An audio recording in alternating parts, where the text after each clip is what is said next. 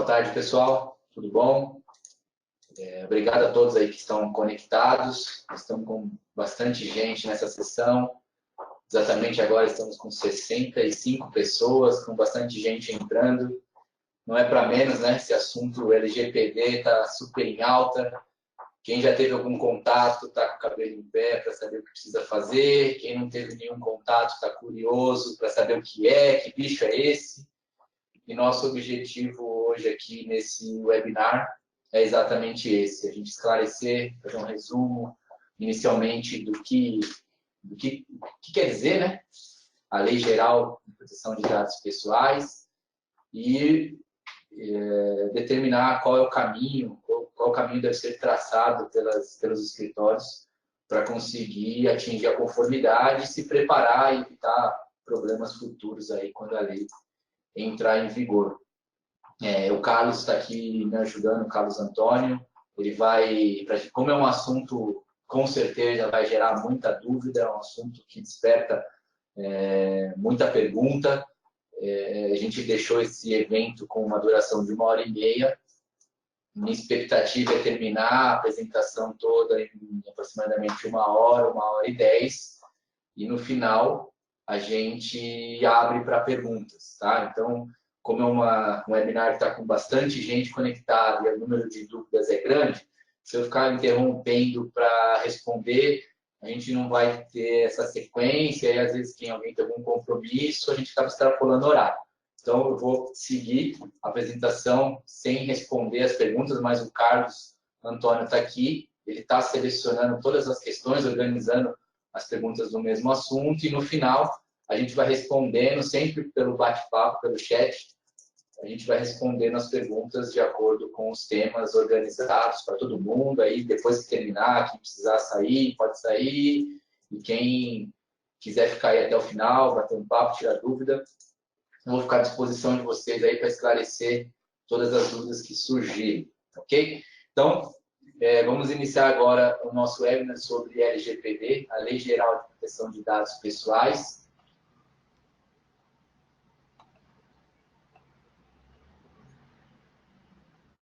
Então, vamos começar. Como eu vi na lista de inscritos, tinha bastante gente que eu não conheço, então aqui eu fiz um breve descritivo da minha apresentação.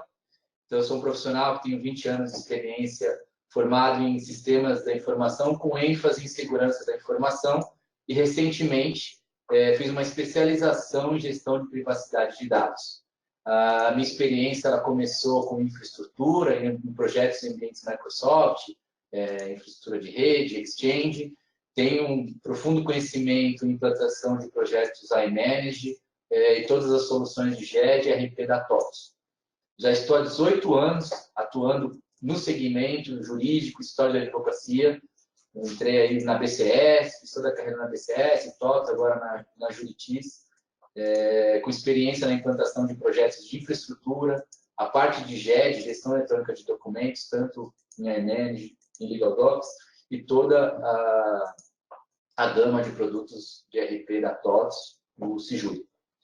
Hoje atuo como sócio aqui na TOTOS Juritis, tenho uma atuação consultiva na gestão de clientes e de projetos. Vejo aqui na lista de participantes, tem bastante cliente que atua diretamente comigo, então tenho uma atuação direta na entrega de projetos. Aqui eu coloquei a certificação que eu concluí agora no mês de julho, que é um selo da ICSIM. A ICSIM é um órgão mundial de certificação de TI e de serviços. Tá? Então, eu tirei o selo de certificação da ICSIM de DPO, Data Protection Officer, que é uma carreira que contempla uma certificação de segurança, a certificação da ISO 27001, uma certificação de fundamentos de privacidade e proteção de dados pessoais e uma certificação de implementação prática de privacidade. E o conjunto dessas 3 certificações, mais alguns treinamentos, me deu o selo de DPO pela ICSIM. Tá? Tudo isso foi para conseguir ter mais conhecimento e poder apoiar os nossos clientes nessa empreitada que não é fácil, já antecipo aqui, já vou dar um spoiler no final. Não é um projeto rápido, não é um projeto fácil e não é um projeto com começo, meio e fim. É um projeto constante, que isso vai ter que mudar um pouco o conceito das empresas aí em relação à proteção e privacidade. Ok? Então, antes de eu começar no assunto, eu não sei se todos conhecem, todos já sabem, mas a Toto Juritis, além de fazer a comercialização de softwares, dos ERPs da Toto, do Cijuri, de soluções de GED, iManage, LegalDocs, nós também temos uma equipe especializada, com profissionais já com vasta experiência na consultoria em gestão do escritório de advocacia. Aqui a gente não está falando em algum software ou vinculado ao nosso software. Não, aqui está falando em gestão do escritório. Então, a gente tem um leque de ofertas e oportunidades para apoiar os escritórios de advocacia e alguns pontos que estão com algum problema, que precisam de ajuda de alguma empresa de consultoria. Então, nós temos profissionais especializados na área de governança, gestão de pessoas, controladoria jurídica, estruturação de escritório, finanças e controle e estratégia. Então, ali eu coloquei algumas opções dentro de cada caixinha dessa de itens que podem ser alguns projetos pontuais, como, por exemplo, ali em governança, proteção de dados pessoais e privacidade. Então, essa é uma nova oferta que a gente está lançando hoje com esse webinar, que é o nosso time de consultores apoiar os escritórios a se preparar, a se adequar, a ficar compliance com a nova legislação. Mas também temos profissionais para apoiar na elaboração de plano de carreira e remuneração, por exemplo, na parte de controladoria jurídica, fazer reestruturação da equipe, revisar processos e procedimento, na parte de finanças, apoiar na precificação, preparação de orçamento, controle orçamentário, enfim.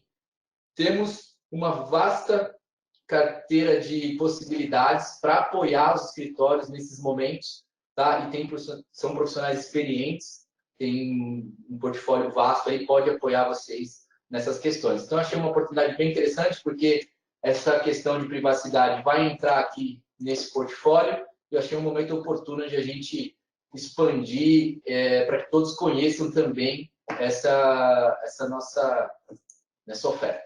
Ok? Dito isso, vamos para o nosso assunto principal. E aí, para a gente começar essa discussão, começar a falar um pouquinho de LGPD, eu fiz essa pergunta para provocar e colocar todo mundo para pensar um pouquinho e ficar pensando nisso ao longo dos dias, tá? É possível ter privacidade? É uma pergunta bem complexa que eu, sinceramente, não sei responder, tá? E acho que talvez não. Mas vamos tentar discutir para no final cada um tirar a sua conclusão, tá? Então, por que essa pergunta? É possível ter privacidade? Porque se a gente for pensar 15 anos atrás, as nossas informações pessoais elas estavam muito mais restritas, não estavam tão compartilhadas, não estavam tão publicadas por causa do advento da internet. Então, era uma coisa que não existia, era uma coisa que estava mais restrita, número de telefone, alguma ficha que eu preenchia ali. Eu tinha meus dados pessoais publicados em alguns locais, mas era uma coisa mais restrita.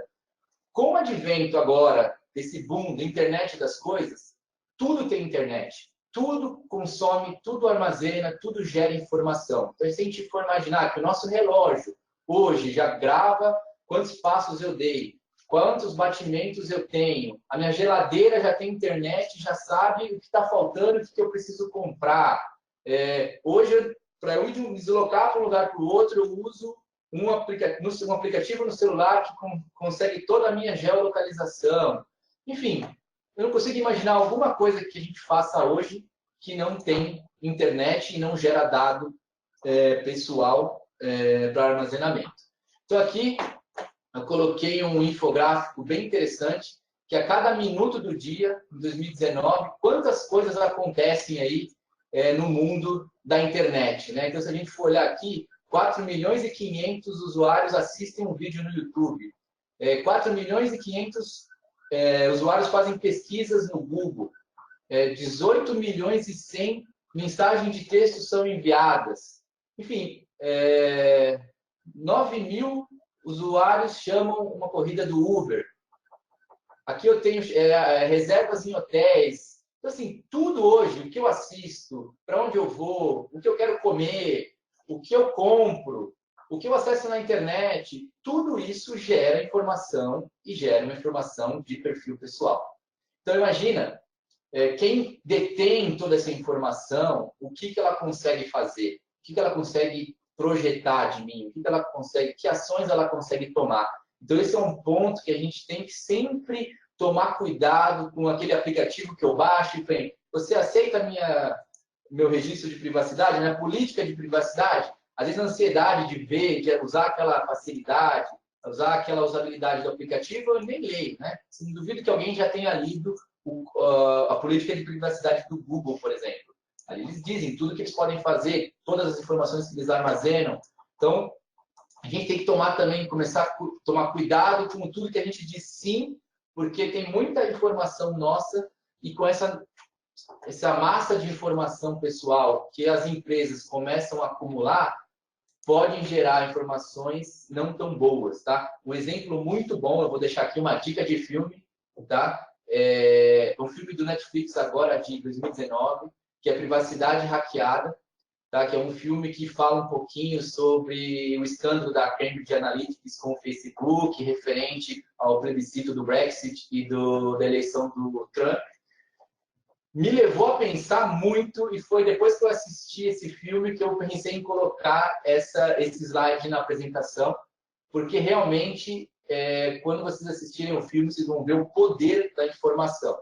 E essa informação de posse de uma pessoa mal intencionada pode causar estragos. Então, esse é o motivo, isso que motivou os países a começar a pensar em legislações para proteger o cidadão, para proteger a pessoa, o detentor das informações. Porque nos dias de hoje o volume de informação é tão grande que se a gente não criar alguns gatilhos, algumas legislações para cercar isso, a gente começa a perder o controle disso. Então, hoje, até tem aquela brincadeira que o dado, a informação, é o petróleo dos dias de hoje, né? Então, quem detém o maior número de informação tem o poder. Tá? Então, a briga aí dos grandes pela informação, pelo poder, mas, espera lá, até onde eles vão poder chegar? E aí que entram as legislações como o GDPR, na União Europeia, e a LGPD aqui no Brasil. Bom, então vamos direto ao ponto. Vamos entrar um pouquinho para dizer o que é a LGPD, a Lei Geral de Proteção de Dados. Então, é uma lei que visa regulamentar o tratamento de dados pessoais de pessoas físicas vivas, a fim de proteger os direitos fundamentais e a privacidade. Então, aqui a gente já tem um primeiro ponto. Pessoas físicas e vivas. Então, são dados relacionados a indivíduos. Vamos fazer um paralelo, a CPF. Tá, vazou a informação financeira da empresa. Não está impactando na GDPR, porque não é informação de pessoa física. Vazou uma informação estratégica da empresa. Não é impactado pela GDPR, porque não é informação de pessoa física. Então, é sempre informação das pessoas físicas. Tá? Então, a GDPR está dando poder ao cidadão.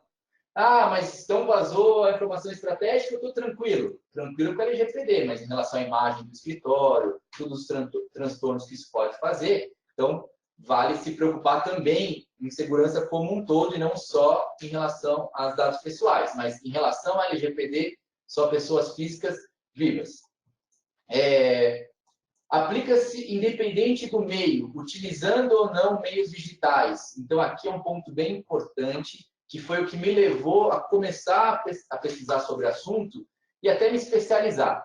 A gente aqui, como fornecedor de software, começou a receber várias perguntas.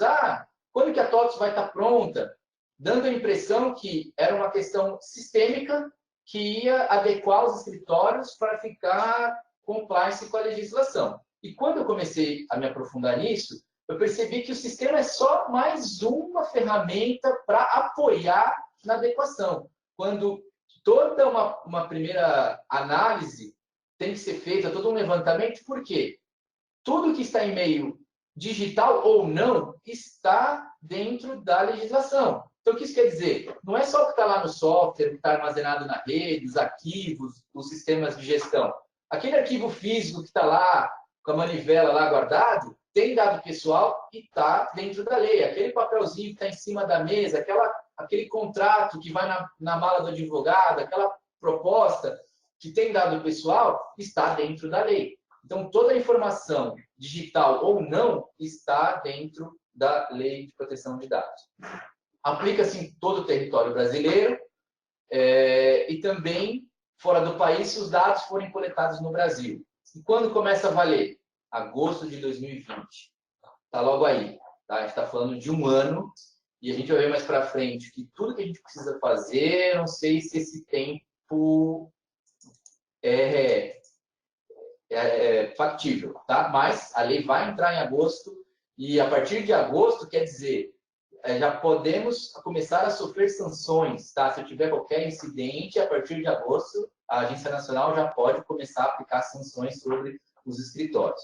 Aqui embaixo, a gente tem o link da lei na íntegra e aqui algumas situações onde a lei não se aplica.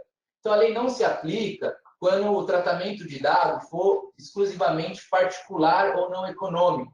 Então, isso quer dizer o quê? Eu fui lá, tirei uma foto e publiquei essa foto sem autorização. Isso se aplica na LGPD? Não se aplica, porque não é uma relação comercial. Mas não quer dizer que isso não vai me gerar problemas.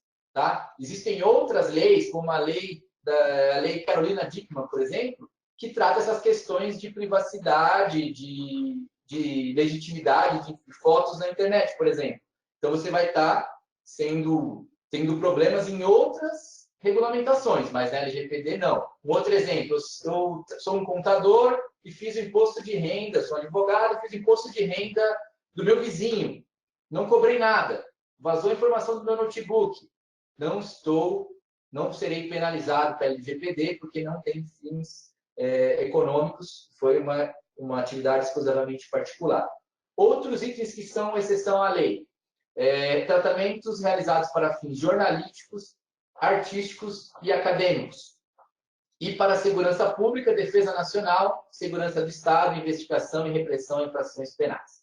Então, aqui um breve resumo de tudo que a gente levantou na lei em relação à definição da Lei Geral de Proteção de Dados. Claro que é um resumo. Se eu fosse colocar tudo aqui, a gente ficaria aqui umas 2, 3 horas só para falar de cada detalhe, cada artigo, cada informação. Mas, em linhas gerais, é isso o que a lei propõe. Aqui um breve timeline de como a lei chegou até hoje e até 2020, onde ela entra em vigor. Tá? Então, lá em 2010, houve a primeira consulta pública de um anteprojeto já da lei de proteção de dados pessoais. Então, esse é um timeline que eu peguei do site da Serpro. Tá? Então, aqui a gente vai conseguir identificar mais ou menos na linha do tempo como isso chegou até hoje. Tá? Então, em 2012, foi sancionada a Lei Carolina Dickmann, que acabei de comentar, que é a tipificação de crime cibernético como compartilhar dados pessoais sem autorização. Então, aqui, quando eu compartilho uma foto e a pessoa se sentiu atingida por aquele compartilhamento, eu não me enquadro na LGPD, mas eu me enquadro na Lei Carolina Dickmann, por exemplo. Tá? Então, sempre tem outras leis que vão... sempre eu tenho que fazer essa relação. Em 2013, foi proposto no Senado o projeto de lei que iniciou a LGPD. Em 2014, entrou em vigor o Marco Civil da Internet, que coloca aí várias legislações para operações via internet. Em 2015, foi aprovado na Comissão de Ciência e Tecnologia o substitutivo do projeto de lei 330, que é o projeto de lei da Lei de Proteção de Dados Pessoais.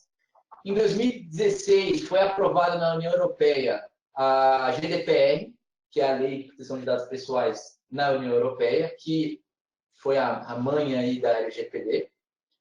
Em 2017, tramitou no Congresso um projeto de lei e na Câmara, no Congresso um e no Senado outro.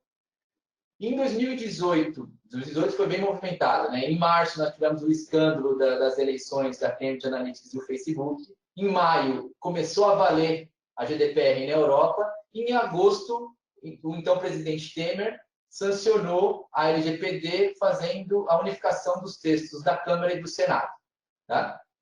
2019, através da medida provisória 869, foi, em linhas gerais, a principal alteração foi a aprovação e a criação do órgão regulador, que é a Agência Nacional de Proteção de Dados, a ANPD, e alterou o prazo de entrada de 18 para 24 meses, e aí foi para agosto de 2020. Então, aqui foi um breve resumo, desde lá de 2010, quando teve o anteprojeto, até agora, que definiu a entrada em vigor da LGPD. Então, de 2018 a 2020, esse período de 2 anos é o período para as empresas se organizarem.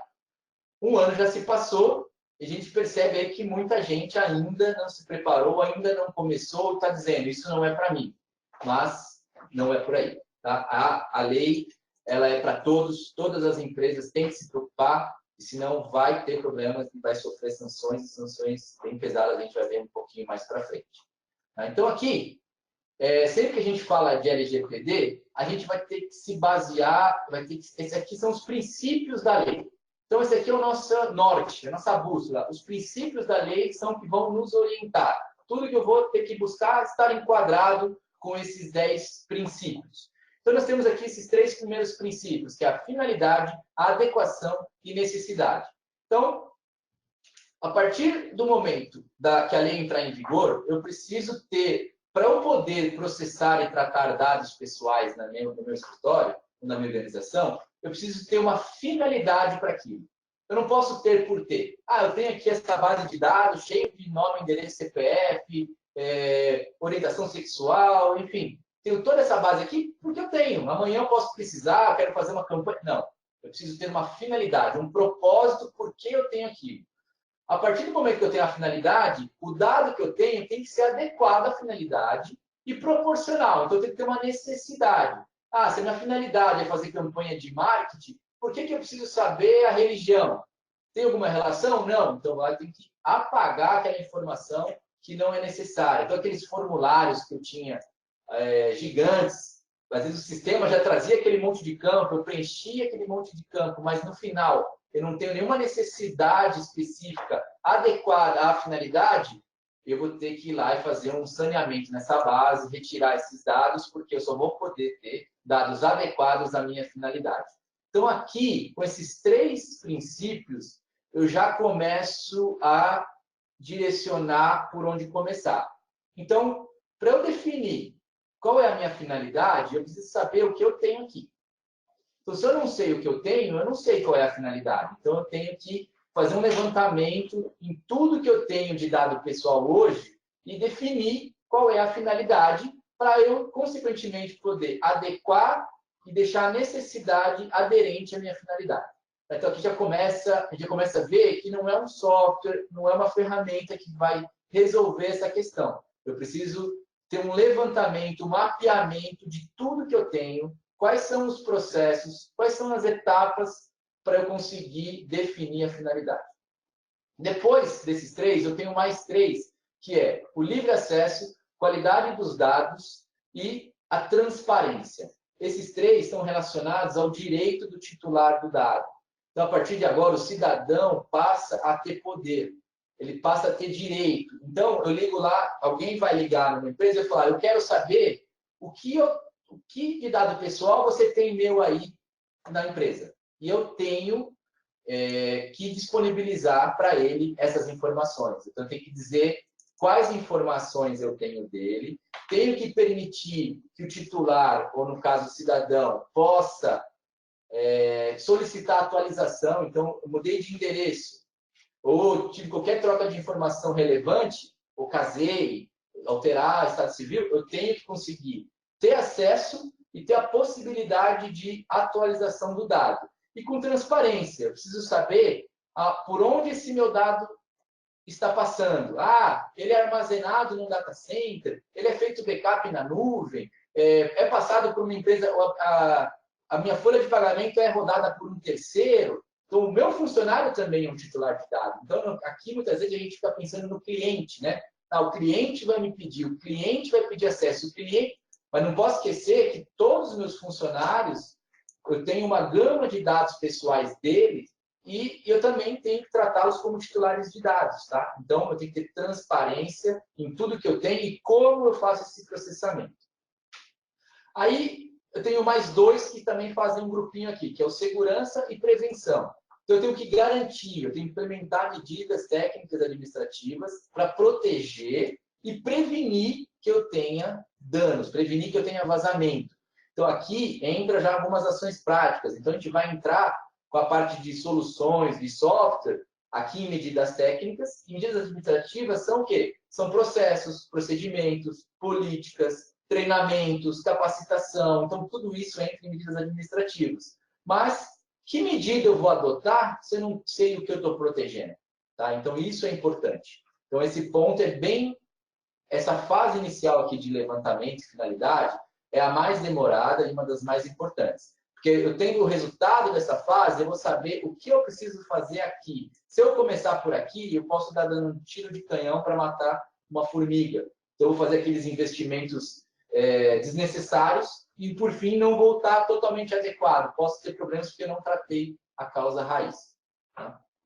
E, por fim, eu tenho mais dois, que seria a não discriminação, que seria não utilizar para fins discriminatórios, ilícitos e abusivos. Então, eu não posso usar aquela informação que eu tenho para fins discriminatórios ou ilícitos. E responsabilização e prestação de contas. Então, eu tenho que demonstrar a adoção de medidas eficazes. Então, isso aqui é principalmente se eu tiver um problema. Tive um problema, o que vai acontecer? A Agência Nacional vai vir e falar o que você fez? O que você já fez para evitar? Qual foi o seu plano de preparação para a LGPD? O que você fez para evitar? Tá? Então, isso aqui, você tem que ter tudo documentado, tudo mapeado, senão as sanções são maiores. Então, esse aqui é o mapa geral da nossa espinha dorsal da Lei Geral de Proteção de Dados. E aí, vocês devem estar ouvindo, eu mesmo estou falando um monte de termo, né? Tratamento, dados pessoais, titular, e vocês devem não estar entendendo. Então, aqui só para deixar, eu separei alguns termos que são muito mencionados na lei, que é importante a gente deixar todo mundo alinhado em relação a esses termos que estão na lei. Então, o primeiro termo é dado pessoal. Então, informação relacionada à pessoa natural, identificada ou identificável. Então, o que é um dado pessoal? Tudo que identifica aquela pessoa é um dado pessoal. Então, os mais padrões, CPF, endereço, e-mail, telefone, idade, essas coisas, tudo, cara, automaticamente a gente pensa nisso. Mas coisas que a gente não consegue ligar diretamente, por exemplo, meu perfil de compra é um dado pessoal. Meu perfil de navegação na internet é um dado pessoal. Então, tudo isso também é classificado como dado pessoal. Então, não sei se vocês já notaram que hoje, qualquer site que você entra, já aparece aquele pop-up para você aceitar cookie. Por quê? Faz parte da adequação à GDPR e LGPD a adequação e o consentimento para você poder coletar os cookies do titular. Então, tudo que faz referência a um cidadão é classificado como dado pessoal. Porém, dentro desse espectro de dados pessoais, tem uma lista de dados pessoais que são classificados como sensíveis, porque esse tipo de dados podem causar um impacto mais grave na vida do cidadão. Que são eles: dados sobre origem racial e ética, dados sobre convicções religiosas, opiniões políticas, afiliação a sindicatos ou organizações religiosas, filosófico e político, referente à saúde e vida sexual, e dados genéticos e biométricos. Então, todas essas informações, durante o levantamento, se eu tenho alguma dessas daqui, se eu preciso processar algum desses dados pessoais sensíveis, o cuidado tem que ser redobrado. Tá? Eu tenho que ter uma classificação mais rigorosa, o controle de acesso tem que ser mais efetivo, o controle de log tem que ser maior, criptografia tem que estar em cima dele. Então, assim, esse aqui é o primeiro lugar que eu tenho que atacar. Tá? Então, para saber se eu tenho, eu preciso ter levantamento. Tá? Então, atenção a esse item. Quem é o titular? É a pessoa a quem se refere os dados pessoais, o cidadão. Tá? Então, o titular do dado é o dono da informação. Quem é o controlador? É a pessoa que compete a decisão do tratamento, e não está escrito aqui, mas é quem efetivamente coleta o dado. Então, por exemplo, eu como história de advocacia, eu sou controlador quando eu pego os dados do meu funcionário para fazer a folha de pagamento. Eu, como história de advocacia, sou um controlador quando eu coleto os dados do meu cliente para fazer uma peça de um processo, uma petição inicial. Então, quem coleta a informação normalmente é o controlador. Tá? E é o controlador quem define o que vai ser feito com a informação. Qual o tipo de tratamento? Quem é o processador? Então, o processador é uma empresa que pode realizar o tratamento em nome do controlador. Então, vamos dar alguns exemplos. Ah, minha folha, quem roda é uma outra empresa terceirizada. A minha contabilidade é rodada em uma empresa terceirizada. Então, os dados dos meus funcionários, quem coleta sou eu. Eu sou o escritório, o controlador. Só que quem roda a minha folha é uma empresa terceirizada. Então, essa empresa terceirizada é um processador dessa informação. Tá? Mas, de qualquer forma, a responsabilidade sobre essa informação continua sendo do controlador. Tá? Então, o processador é a empresa que processa o dado para o controlador. Além desse exemplo da empresa de RH, se eu armazeno esse dado pessoal em um data center, o data center também é um processador. Se eu faço backup na nuvem, a nuvem que eu faço backup também é um processador. Tá? Um outro papel que a gente vai ouvir falar é o encarregado de dados, a sigla DPO, que é uma sigla importada aí da GDPR, que é uma pessoa indicada pelo controlador, que vai ser o canal de comunicação entre o controlador, no caso, o escritório e os titulares, e o escritório e a autoridade reguladora, que é a Agência Nacional de Proteção de Dados.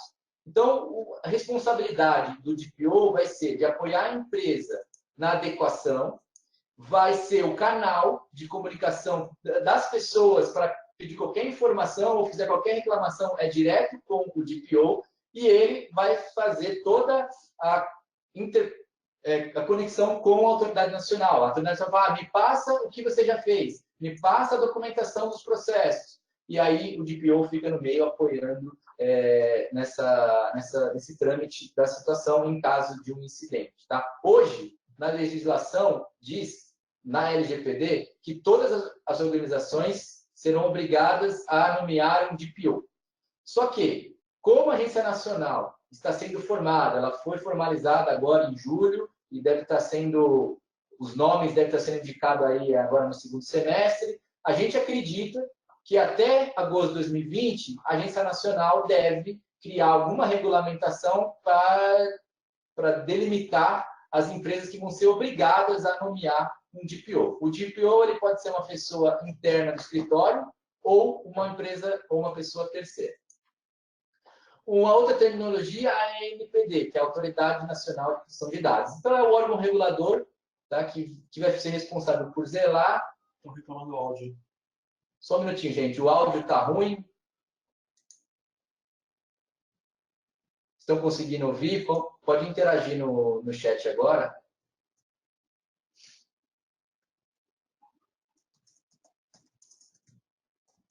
Vamos lá, estou falando aqui para ver se voltou. Estão ouvindo bem? Voltou. Bom, vamos continuar. Então, a Agência Nacional é o órgão responsável por zelar, fiscalizar o cumprimento da lei. É ele que vai, em caso de denúncia, que vai vir para cima do DPO, verificar o que aconteceu, solicitar providências. Tá? Tratamento. O que é tratamento dentro da lei? Bom, pessoal, tudo. Se a gente olhar aqui, coleta, que eu ir lá e pegar a informação, produção, recepção, classificação, utilização, acesso. Se eu fui lá, consultei, eu estou tratando o dado. Reprodução, transmissão, processamento, eliminação, eu apagar um dado é um tratamento. Então, se eu perder um dado pessoal de uma pessoa e não tiver como voltar, é um incidente de dado pessoal. Então, tem que tomar cuidado com isso também. Transferência, comunicação, então, tudo isso aqui é tratamento. Então, eu preciso mapear todos os processos que envolvem dados pessoais em que atendem esses tipos de tratamento. Viu que a tarefa aí não é fácil, né? Então, essas são algumas terminologias, só para a gente ficar aí na mesma página e todo mundo não entender o que eu vou falar daqui para frente. Ok?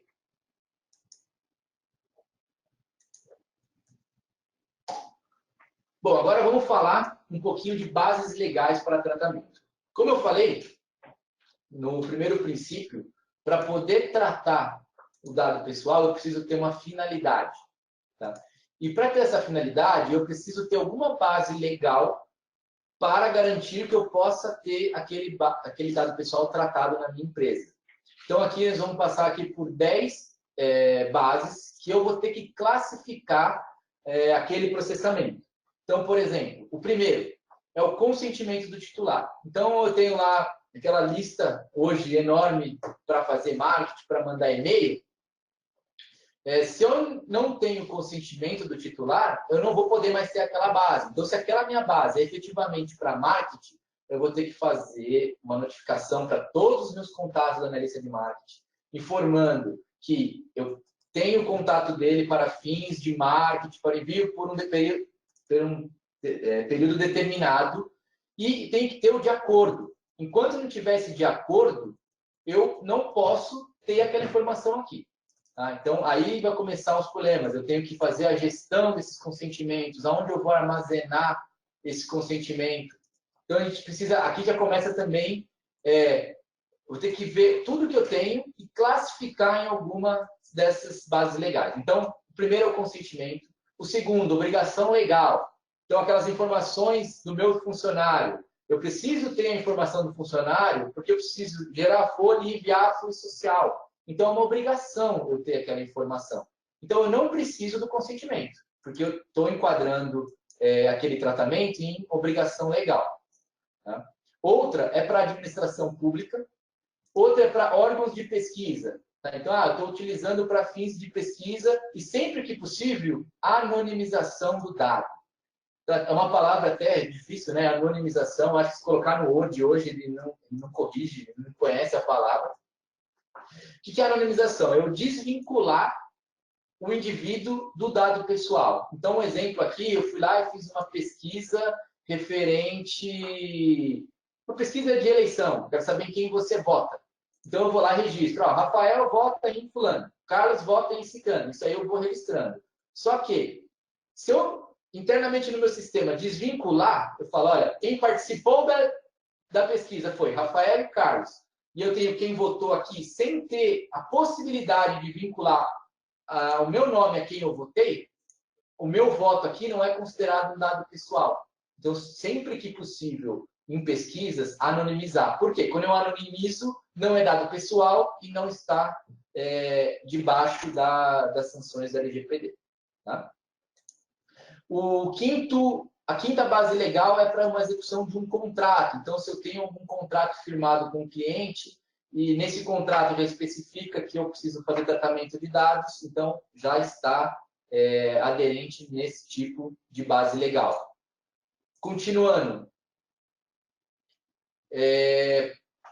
Para exercício regular de direito, então aqui para os escritórios, muitos dos tratamentos vão se enquadrar nessa base legal. Então, para exercício regular de direitos em processo judicial, administrativo ou arbitral. Aí eu tenho dois aqui, mais voltado para empresas voltado à saúde, então a proteção à vida, tutela à saúde. O nono é interesses legítimos. Então, aqui seria o asterisco, né? Não enquadrei nenhum, vou falar que é interesse legítimo. Mas cuidado, tá? Esse aqui é um que pode dar muita discussão.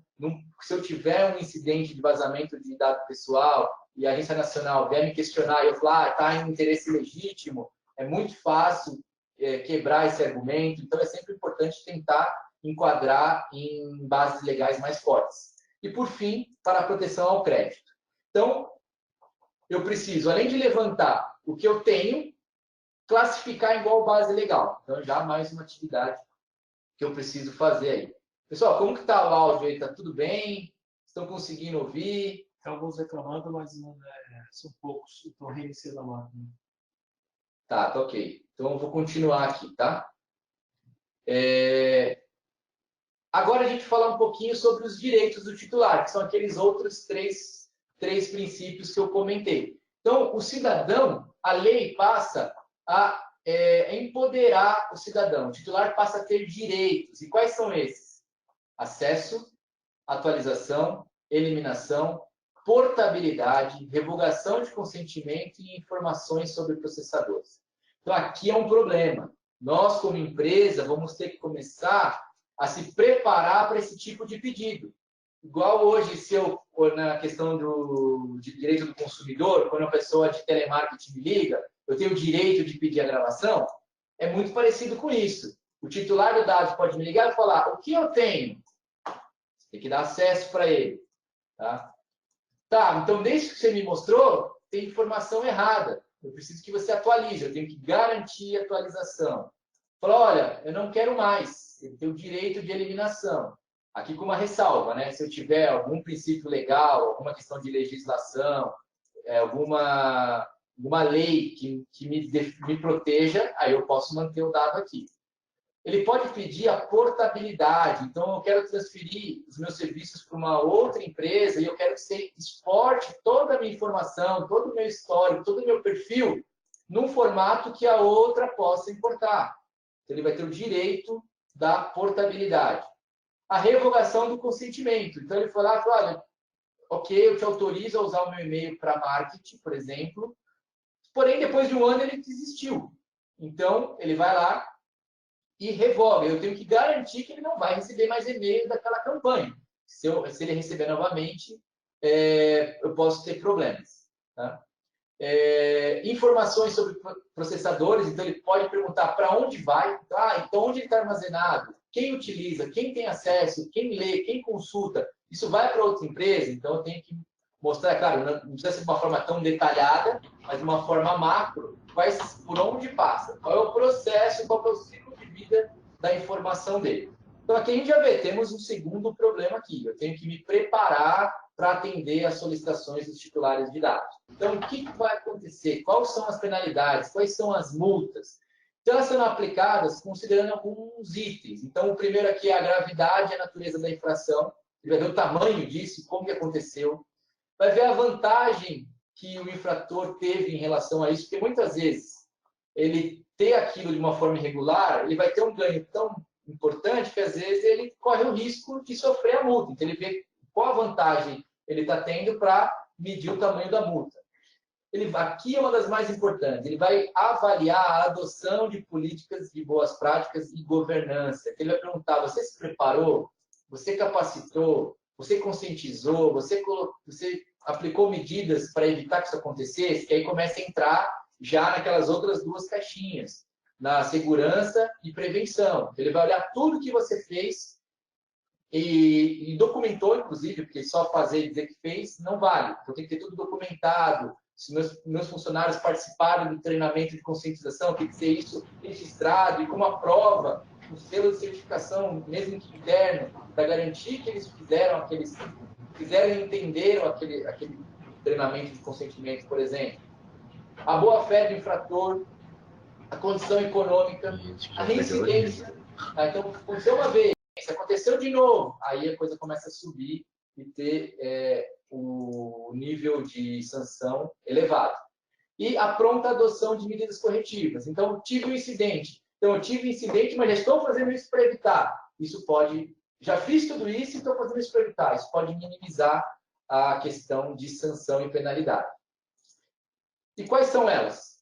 Tá? Então, os controladores devem adotar medidas de segurança técnicas e administrativas a fim de proteger os dados pessoais de destruição, perda, alteração, comunicação, qualquer forma de tratamento. Quais são as sanções? Opa, voltou. Então, pode ser uma advertência e uma indicação de prazo para a adoção de medidas corretivas. Pode ser uma multa simples de até 2% do faturamento da empresa, com limite de 50 milhões por infração. Tá? Então, aqui está onde chama a atenção, né? Onde a gente para e fala, opa, quanto? 50 milhões por infração. Então, ainda tem uma discussão de o que quer dizer infração, né? Ah, vazou 50 mil dados agora, depois vazou 10, um é uma infração, outro é outra infração. Então, isso pode variar de acordo com a reincidência, pode variar de acordo com qual foi a causa, mas esse por infração já está em discussão, já existem alguns projetos aí para mudar esse texto, mas hoje o que está escrito na lei é exatamente isso. Multa de até 2%, com limite de 50 milhões por infração. Multa diária observando esse limite de 50 milhões. Publicização da infração. Muitas vezes esse item é muito pior que esse. Tá? Você tem que publicar para a internet, publicar por um meio que aconteceu aquele vazamento, pode impactar na imagem e no seu negócio, tá? Principalmente em escritórios que trabalham com situações sigilosas, fusões, aquisições, enfim, que envolve coisas muito grandes, isso pode ser um problema bem grave. Bloqueio dos dados, então eu posso perder o acesso até que a infração seja regularizada, ou muitas vezes a eliminação dos dados. Eu não poder processar uma informação, às vezes eu tenho que fechar a empresa. Então eu tenho que tomar um pouco de cuidado, porque nem sempre o valor aqui é o pior problema. Tá? Então, essas são as possibilidades de sanções da LGPD. Pessoal, eu sei que é bastante informação, né? Tenho falado aqui de bastante conceito, acaba sendo um pouco cansativo, mas agora já começar a falar do que fazer e como se preparar, e no final a gente começa a responder as questões. Tá? Mas até aqui eu queria fazer um resumo. Tá? Tem mais coisa, tem falando o que é o DPO, quais são as funções dos controladores, quais são os deveres. Então, mas acho que isso ficaria muito cansativo para esse momento. Aí, se vocês quiserem algo mais detalhado, mais específico, a gente pode sim fazer uma reunião detalhada, porque agora entro por onde começar. Então, o que fazer? Tá? Então, durante essa apresentação, a gente percebeu que eu não consigo aplicar nenhuma medida técnica, por exemplo, se eu não sei o que eu tenho. Então, a primeira fase, o marco zero, é eu fazer um levantamento, identificar tudo que eu tenho de dado pessoal e quais são os tratamentos. Então, é o primeiro passo, é mapear o que eu tenho e desenhar o fluxo desses processos. Depois disso, eu tenho que pegar todos esses fluxos e classificar. Tenho que dizer, ó, isso aqui, a base legal vou ter que pegar consentimento. Esse aqui é contrato. Esse aqui, enfim, cada um eu vou ter que classificar.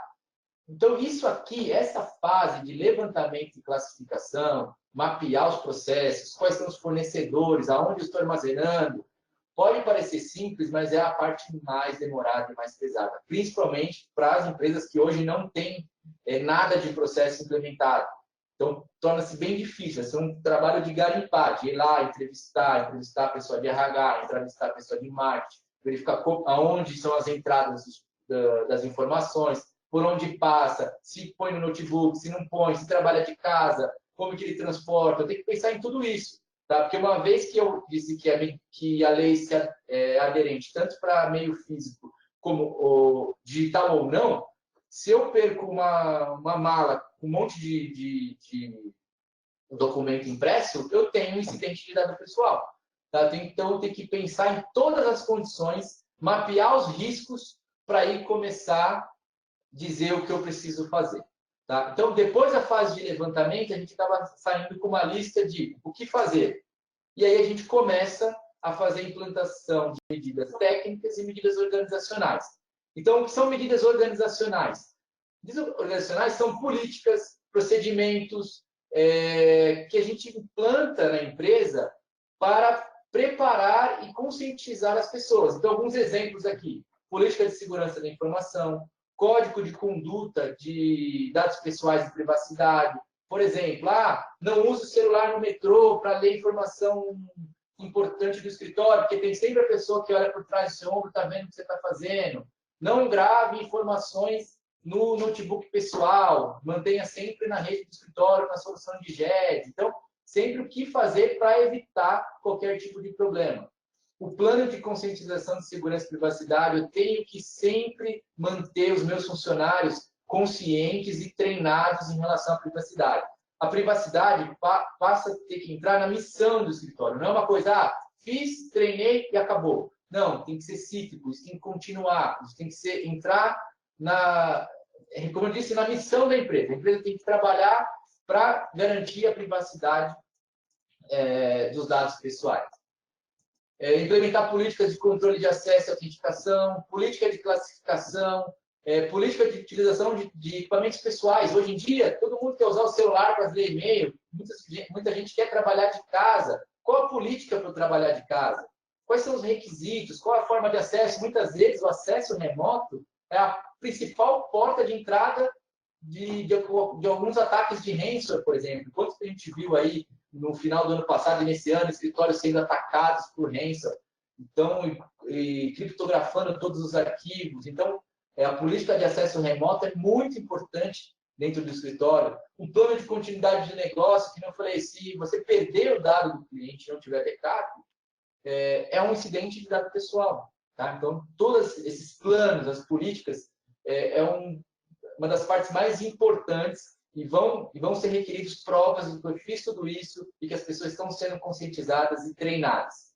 E depois disso, e paralelo a isso, eu tenho as medidas técnicas. Então, uma vez que eu defini a minha política de autenticação, eu implemento 2 fatores de autenticação nas minhas aplicações. Tá? Aqui a gente vê um fato aí recente, se isso tivesse sido aplicado, não teríamos aí os vazamentos do ministro da Justiça pelo Telegram, né? Então ele só usava a senha. Alguém foi lá e conseguiu de uma forma descobrir a senha, acessou. Se ele tivesse 2 fatores de autenticação, recebeu um SMS, isso não teria acontecido, tá? Então, 2 fatores de autenticação é uma estratégia para você garantir que realmente aquela pessoa está acessando o sistema. Implementar criptografia. Então, aonde eu preciso de criptografia? Em todos os computadores do escritório, eu preciso criptografar o disco? Não. Eu preciso criptografar os discos daqueles notebooks que estão em trânsito e que têm informações relevantes. Se hoje eu tenho uma política que eu tenho tudo no escritório e não copio nada local, eu não tenho necessidade, porque eu garanto que lá não vai ter nada. Mas uma vez um notebook perdido ou roubado com HD criptografado, aquilo é considerado um incidente de dado pessoal, porque ninguém vai conseguir ler o que estava escrito ali. Tá? Implementação de soluções de gestão eletrônica de documentos, GED. Tá? Aqui entra um ponto bem importante, porque, como eu comentei lá em um dos princípios, o controlador vai ter que comprovar e mostrar o que ele fez, e se eu tiver algum incidente que não foi daqui, ou se foi por onde que foi. Então, por exemplo, foi por aqui, mas foi a pessoa do RH com o login dela. Em contrapartida, ela teve todo o treinamento de conscientização, de privacidade e segurança. Então, a Agência Nacional vai levar isso em consideração, que ele fez uma autenticação com 2 fatores, porém, mesmo sabendo, ela estava mal intencionada e fez aquele vazamento. Então, você vai estar protegido com todas essas medidas. Então, uma solução de GED te dá todo o histórico, todo o log de tudo que é feito com o documento e, além disso, você consegue fazer um controle de acesso muito mais efetivo. Então, é uma solução que você pode adotar para já garantir tudo que for aquela informação de documento. E, além disso, você te ajuda na fase de levantamento. Porque hoje você tem aquele monte de documentos salvo lá na rede, você não sabe qual deles eu tenho informação de dado pessoal. Quando eu tenho uma solução de GED, eu consigo precisar do conteúdo. Então, eu consigo colocar lá o nome de alguém, alguns CPFs, eu consigo saber aonde, em quais locais eu tenho dado pessoal e que me ajuda na fase de levantamento. Posso implementar ferramentas de controle e monitoramento. Então, isso é muito importante para saber quem está acessando, quem está fazendo o quê e evitar ou conter um incidente durante ou o quanto antes melhor, tá? Para diminuir a proporção desse incidente. E, como já é de praxe, soluções de detecção e proteção, como antivírus, firewall, detecção de intrusão. Então, revisitar, ver se a minha solução de antivírus está adequada, está aderente às novas necessidades. Se o meu firewall, quando eu falo firewall, não é só o firewall lá de internet, eu tenho firewall de computador, eu tenho firewall de servidor. Então, verificar se tudo está habilitado, se está tudo funcionando direitinho. Tá? Então, são medidas técnicas que vão me ajudar a proteger, que em conjunto com as políticas organizacionais, com esses 2 itens implementados, eu passo a ter uma segurança um pouco maior em relação à legislação. Por quê? Eu já fiz todo o levantamento e implementei medidas técnicas e organizacionais. Então, se eu tiver um incidente, eu já estou um pouquinho preparado, tá? Então, esses 2, essa metade aqui do processo é onde leva mais tempo e onde já te dá um primeiro nível de segurança. Depois disso, entra na parte de implantação de plano de solicitação, reclamação e retificação, que é o quê? O titular vai começar a te pedir as coisas. Se eu não tiver um plano, eu não vou conseguir devolver isso e eu posso ser penalizado por causa disso também. Eu tenho que ter, vou ter lá no meu portal, vai ter um local para o titular solicitar dado. Se entrar uma solicitação desse tipo, vai passar para essa área vai fazer isso. Eu tenho que ter isso mapeado, porque eu tenho um tempo curto. O tempo para eu devolver essa informação para o titular é de 15 dias. Então, se eu não conseguir cumprir, eu posso ter problemas. Tá? E também um plano de resposta a incidente, de privacidade. Então, se eu tiver uma denúncia, a Agência Nacional, que é a agência reguladora, vai me contratar. e eu preciso ter um plano. O que eu vou fazer, por onde eu começo, onde eu gero log, para quem eu aciono essa demanda, onde eu faço para tentar estancar esse problema. Então, eu preciso ter um plano desenhado de resposta a incidente. E, como eu disse, é cíclico. Então, eu tenho que monitorar, auditar e fazer todo o controle. Tem algum tratamento novo? As condições de levantamento são as mesmas? As medidas foram implementadas? O treinamento está sendo aplicado? E aí, fazer uma simulação de requisição e ver se isso está funcionando no tempo hábil. Enfim, isso é constante. Auditar, verificar se teve alguma mudança, passar por um novo levantamento de qualquer tratamento novo, validar se as medidas ainda são aderentes ou necessária alguma adequação. Então, isso vai ser um ciclo constante de adequação, ok? E a nossa oferta é apoiar os escritórios em todos esses ciclos. Então, o primeiro passo seria uma primeira reunião para a gente entender em que posição hoje o escritório está em relação à privacidade. É uma reunião, um bate-papo para a gente entender, conversar um pouco sobre como o escritório está posicionado. A gente aplicaria um questionário e, a partir daí, a gente consegue começar a precificar a fase de levantamento. Depois do levantamento, a gente vai saber o tamanho da necessidade para a fase de implementação e assim por diante. Então, o projeto ele vai sendo separado em fases e a gente vai montando esse quebra-cabeça junto com vocês. Tá? Então, a gente está preparado para apoiar os escritórios em todas essas fases aqui. E pensando um pouco em Star Compliance, até tive que mudar um pouco o meu discurso, porque eu ia dizer que não tem nenhuma certificação, não tem nenhuma ISO específica para a privacidade de dados. Tá? A ISO mais próxima, que até faz parte da certificação da Exim de DPO, essa a ISO 27001 e a 27002, que tratam a segurança da informação como um todo. E por isso leva em conta que o quê? A empresa que tem o ISO 27001 e o ISO 27002 já tem toda uma questão de governança, de política, de processo estabelecida.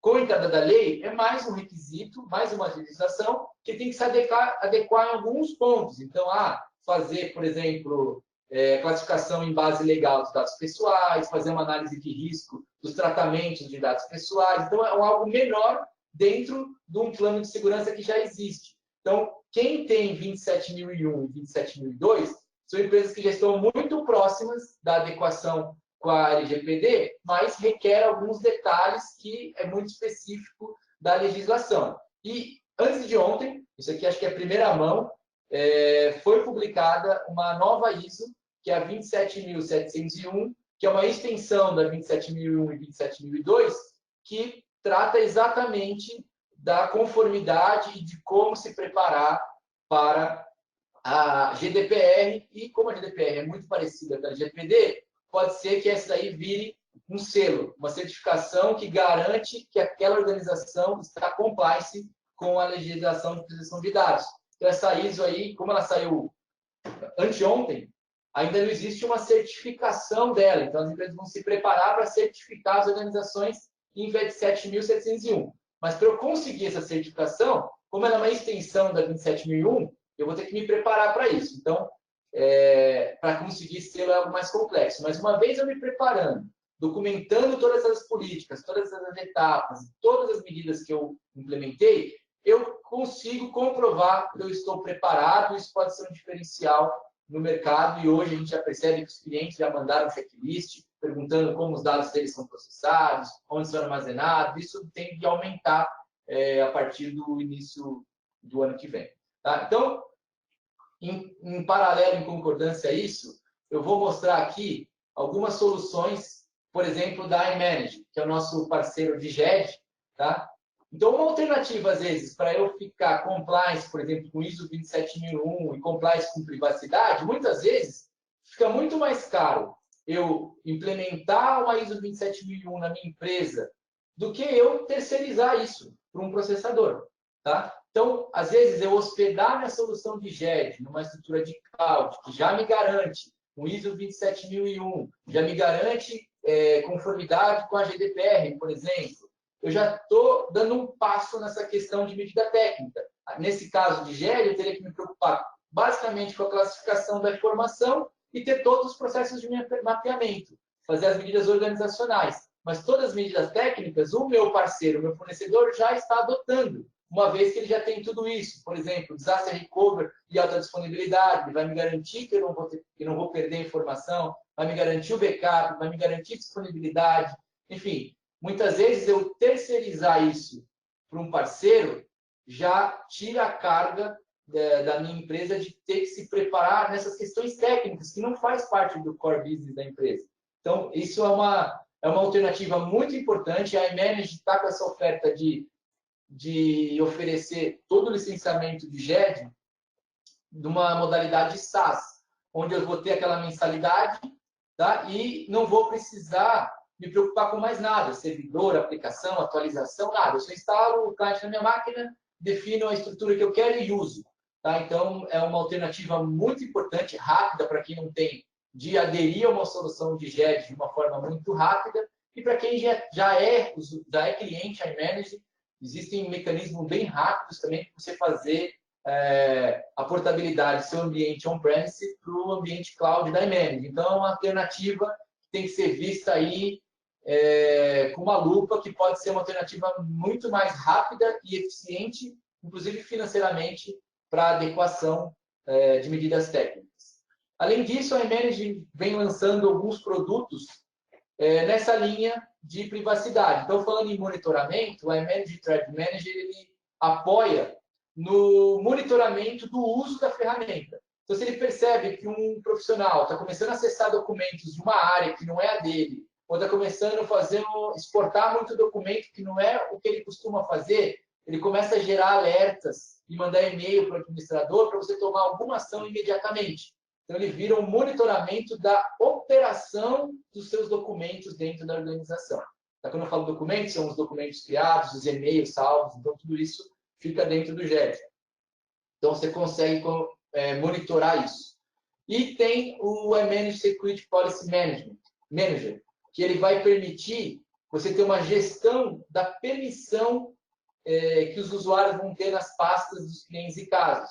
Então, hoje, muitas implementações, era até boa prática, deixar tudo público, todo mundo vê tudo, porque é compartilhar a informação, mas como essa questão, principalmente as informações sensíveis e que contêm dados pessoais, eu preciso parar esse conceito, eu preciso restringir e dar acesso para quem precisa. Então, por aqui, eu consigo fazer essa gestão de uma forma mais eficiente. Eu faço uma seleção de casos ou de clientes que eu quero aplicar uma segurança específica, ele faz isso automaticamente em todos os documentos, me gera um log de todas as operações feitas naqueles casos, naqueles clientes. Isso me ajuda em um caso de incidente, conseguir mostrar quem foi que teve acesso, como foi a forma de acesso. Isso te dá uma garantia muito boa em relação à gestão da segurança das pastas do iManage. Então, caso alguém tenha interesse em conhecer um pouco mais, se aprofundar na questão do cloud, conhecer a oferta e também quem já é usuário iManage e conhecer esses produtos, pode procurar nossa equipe comercial ou quem já é cliente nosso gerente, que a gente pode apresentar e aprofundar um pouco nesses itens. Tá? Então, a iManage, como já é uma empresa que atua muito no mercado europeu, teve já que se preparar, porque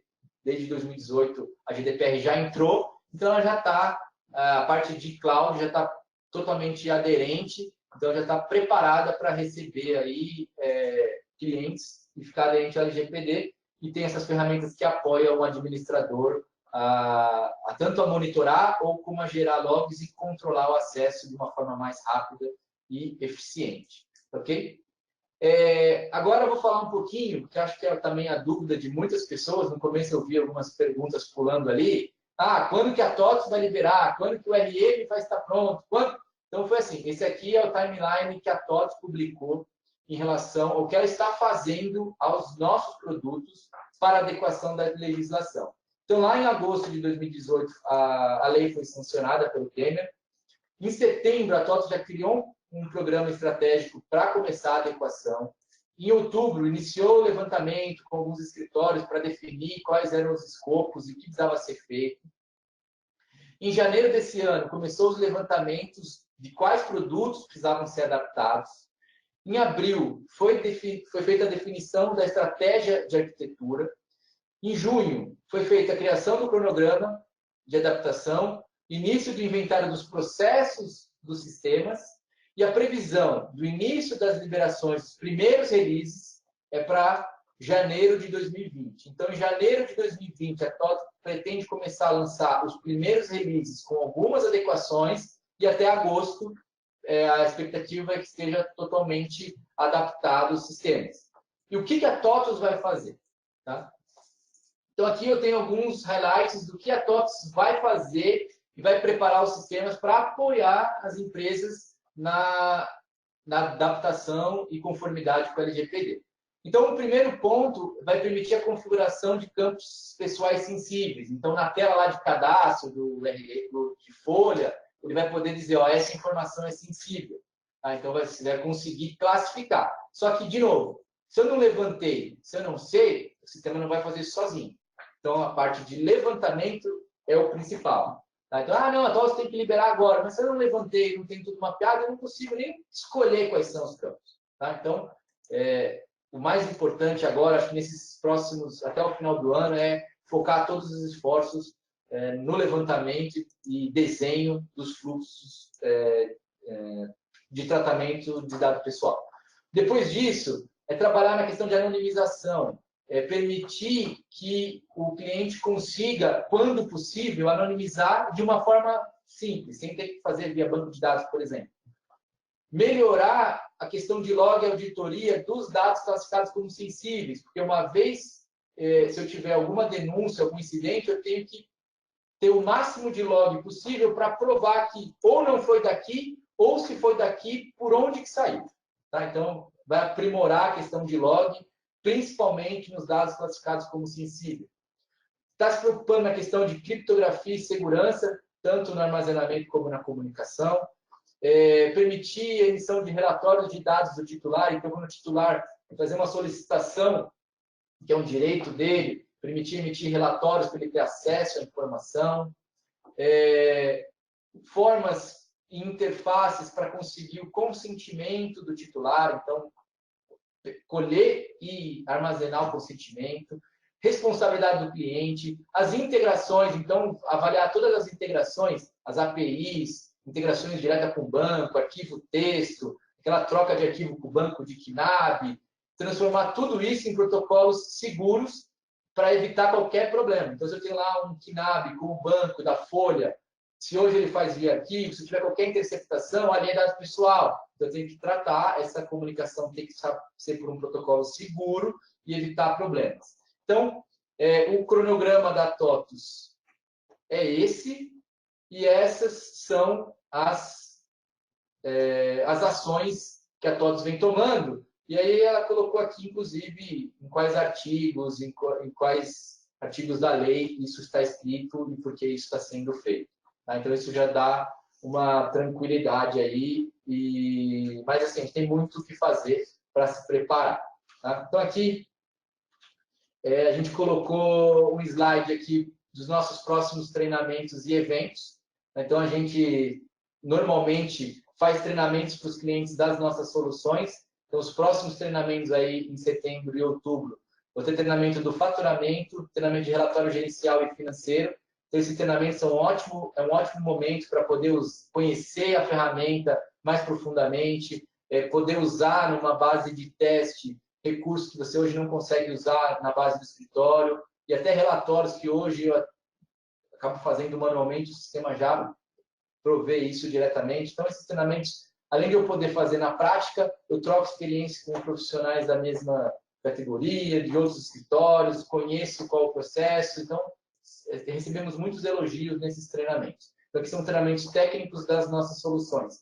Além disso, vamos ter também em setembro um curso de melhores práticas em gestão de escritórios de advocacia para os sócios de gestores. Então, um treinamento bem longo, de 25 horas, aí vai de segunda a sábado, então, onde a gente dá algumas dicas e melhores práticas de como fazer a gestão do escritório. Aqui é um treinamento já aplicado pelo nosso time de consultores, que eu comentei lá no início da apresentação.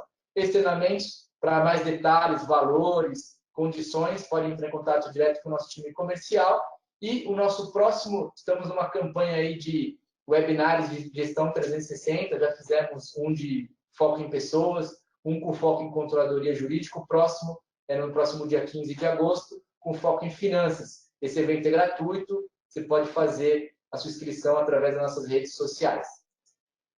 Bom, pessoal, acho que eu falei bastante, estou até com sede aqui.